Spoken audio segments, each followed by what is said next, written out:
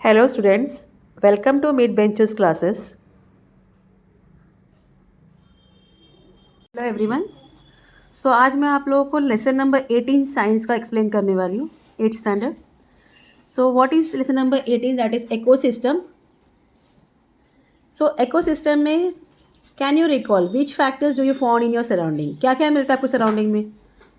हवा है, पानी है, वाटर है, हाँ, ट्रीज है, और भी बहुत सारी चीज़ें हम देखते हैं, मेटल्स देखते हैं, चीज़ें देखते हैं। तो this all things are there.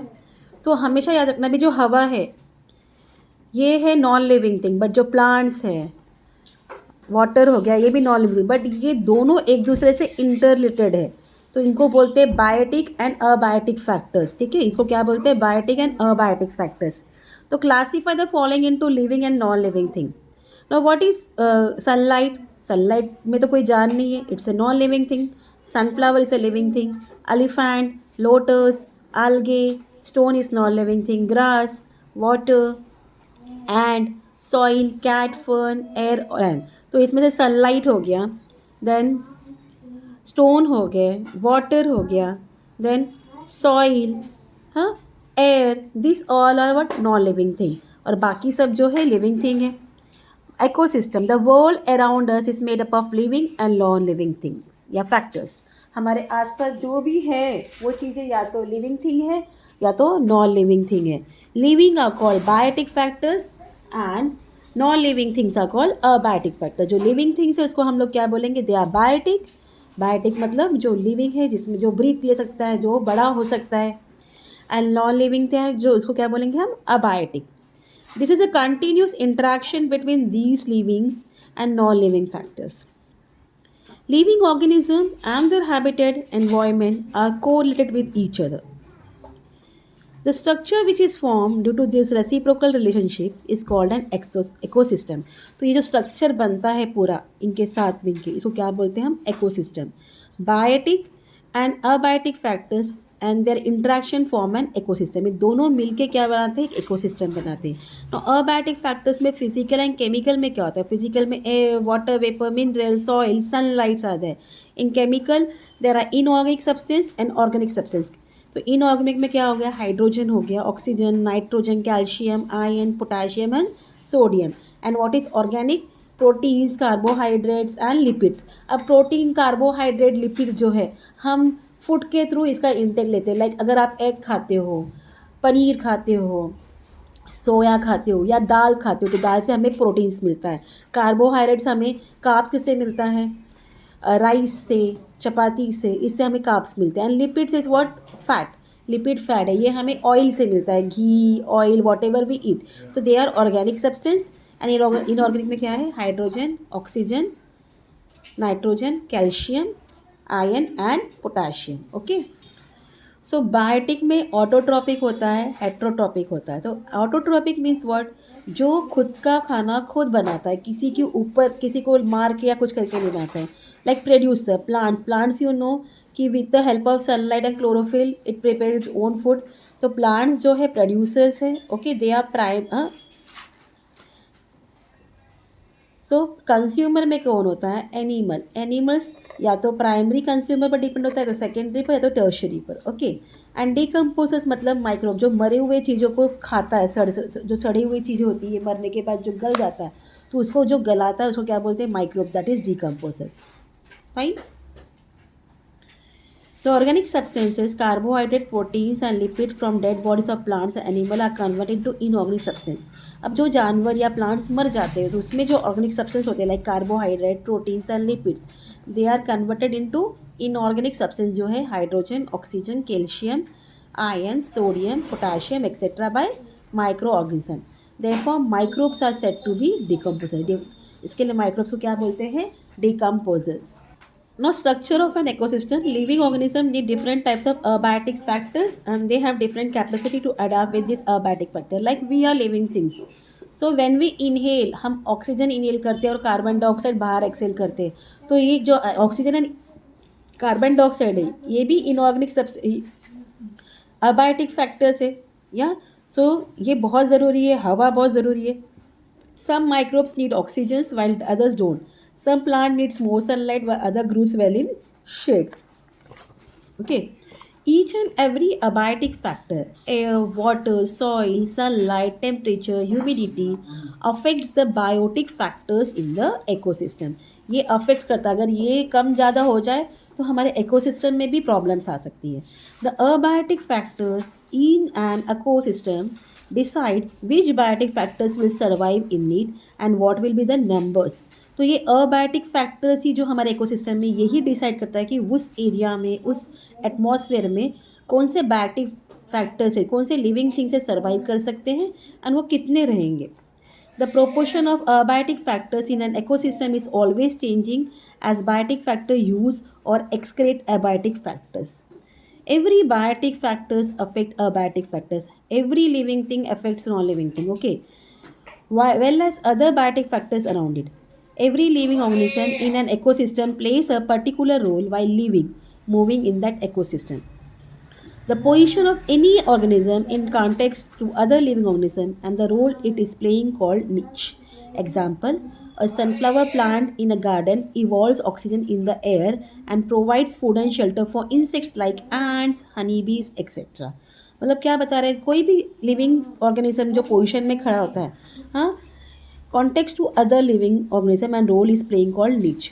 वो हेल्प करता है किसी अदर. तो जैसे कि अगर सनफ्लावर गार्डन में हमने प्लांट किया, वो ऑक्सीजन ले रहा है from the air and provides क्या कर रहा है, शेल्टर प्रोवाइड करता है दूसरे इंसेक्ट्स के लिए, लाइक एंड्स है, हनी बीज है, etcetera. Now interaction among factors of an ecosystem. क्या कैसे इंटरेक्शन है अबायोटिक एंड बायोटिक का, इफ़ यू सी. ठीक है.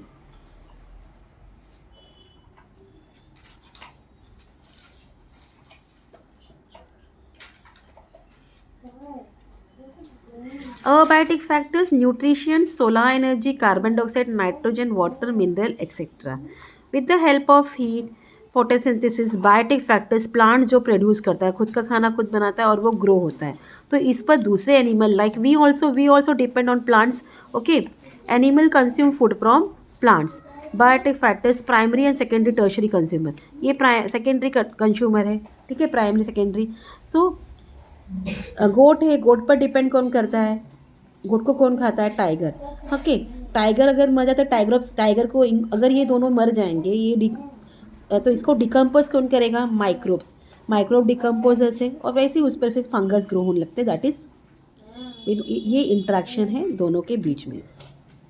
Most of the ecosystems are complex and there is tremendous quantitative and qualitative varieties or species in them. In ecosystem of tropical countries like India,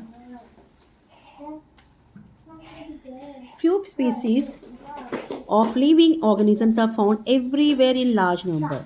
Remaining species of plants and animals are found in a small number. Some species are very few in number. मतलब ऐसा हो गया है कि धीरे धीरे ecosystem में changes आने लगे हैं. बहुत सारे स्पीसीज जो है वो ख़त्म होने के कगार पर है. Variety of ecosystem is found on earth. जैसे पानी का अलग इकोसिस्टम है, लैंड का अलग इकोसिस्टम है, फॉरेस्ट का अलग इकोसिस्टम है. Each place has a different ecosystem like forest, pond, ocean, river, etc. Types of ecosystems are formed according to the size, place, climate, type of plants and animals. Okay, वो depend करता है कि वो कैसे place पर वो survive करें. Many types of ecosystem are found in biosphere. Their specific functions continue according to their environment. Depend करता है वो environment का है. Though these ecosystems look independent and different, they are linked to each other directly or indirectly. ये ecosystem आपको ऐसा लगे कि ये अलग है, सब अपने इंडिविजुअली वर्क करें, बट किसी ना किसी से दोनों एक दूसरे पर डिपेंड है. अगर आप सोचो कि